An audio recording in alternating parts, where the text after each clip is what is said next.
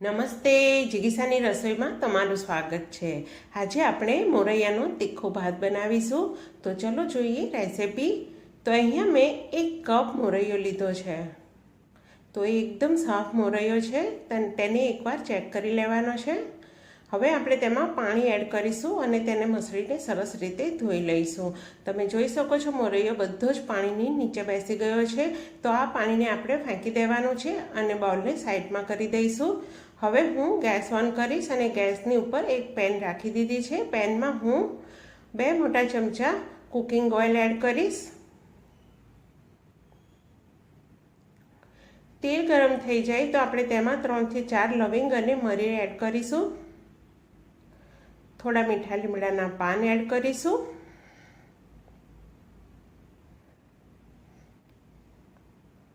એક લીલું મરચું બારીક કટ કરીને મેં એડ કર્યું છે। થોડા સિંગદાણા એડ કરીશું। કાચા સિંગદાણા છે, ઓછા વધારે તમારી ઈચ્છા મુજબ આપ એડ કરો। હવે આપણે તેમાં એક બટાકાને એકદમ બારીક કટ કરીને એડ કરવાના છે। આ રોક સોલ્ટ છે, ફરાળી મીઠું। હવે બધું જ આપણે સરસ રીતે મિક્સ કરીને ધીમી આંચે આને ચઢવા દેવાનું છે। વચ્ચે વચ્ચે આપણે તેને હલાવતા રહીશું। તો બટાકા આપણા એકદમ સોફ્ટ થઈ ગયા છે। તેને એકવાર આપણે હલાવીને ચેક કરી લઈશું। હવે હું તેમાં 2 નાની ચમચી લાલ મરચું પાવડર એડ કરીશ અને તેને આપણે મિક્સ કરી લેવાનું છે। તો તેલમાં તે સરસ રીતે શેકાઈ જશે। તો આ રીતે કરવાથી મરચાંનું જે કાચો સ્મેલ હોય છે તે પણ નહીં આવે, મરચું સારી રીતે ચડી જાય છે અને એનો કલર પણ સારો એવો બેસી જાય છે। હવે હું તેમાં ટમાટરને એડ કરીશ। તો તમે 1 અથવા તો 2 ટમાટરને કટ કરીને આ રીતે એડ કરી દો। હવે આપણે તેમાં પાણી નાખીશું।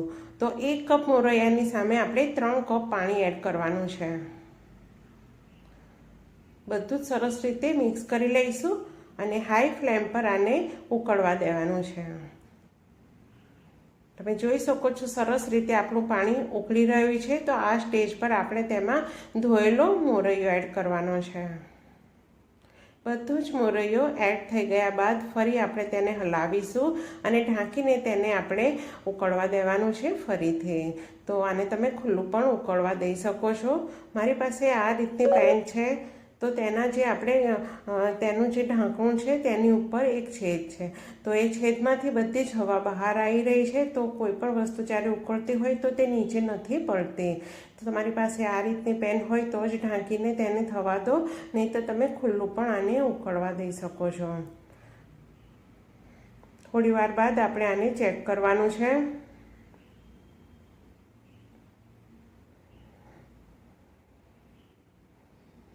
તો સરસ રીતે ઉકળી રહ્યું છે, તમે જોઈ શકો છો। તો પાણી આપણું ખાસું એવું ખર્ચાઈ ગયું છે। તો આ સ્ટેજ પર હવે આપણે ગેસની આંચને ધીમી કરી દેવાની છે અને ઢાંકીને એને ધીમી આંચે થવા દેવાનું છે। એકદમ ડ્રાય નથી કરવાનું આને। મોરૈયો તો તરત જ 5 થી 6 મિનિટની અંદર જ એકદમ સરસ ચઢી જતો હોય છે અને આને થોડું લિક્વિડ કન્સિસ્ટન્સીમાં જ રાખવાનું હોય છે। એકદમ ડ્રાય ના થઈ જાય તેનું ધ્યાન રાખવાનું છે। જો ડ્રાય થઈ જશે તો મોરૈયો ખાવામાં નહીં ભાવે અને સૂકો લાગશે। પણ જો આ રીતની કન્સિસ્ટન્સી હશે તો તમે આને એકલો પણ ખાઈ શકો છો। એની જોડે તમારે દહીં કે કશાની જરૂર પડશે નહીં। તો બસ હવે આપણે ગેસ બંધ કરી દેવાનો છે। તમે જોઈ શકો છો કેટલો ફાઇન આપણો તીખો મોરૈયો બનીને તૈયાર થઈ ગયો છે। તમે ચાહો તો હજી 1 મિનિટ માટે ધીમી આંચ પર એને ચડવા દઈ શકો છો। એ ઓલમોસ્ટ ચડી જ ગયો છે, પણ જ્યારે તમે થોડી વાર ચડવા દેશો તો ઓઇલ ઉપરની તરફ સેપરેટ થતું જોવા મળશે। કોથમીર એડ કરી દીધી છે। ફ્રેન્ડ્સ, તીખો મોરૈયો બનીને સર્વ કરવા માટે એકદમ તૈયાર છે। તો રેસિપી પસંદ આવી તો વિડીયોને લાઈક, કોમેન્ટ, શેર કરો, ચેનલને સબસ્ક્રાઈબ કરો। તો ચલો મળીએ ફરી રેસિપી સાથે।